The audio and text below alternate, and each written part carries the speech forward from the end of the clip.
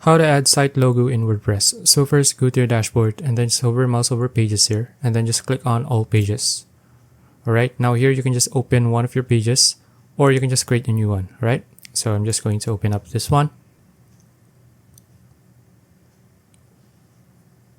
Okay, once here, you can just click on this plus icon here at the left side and then look for logo.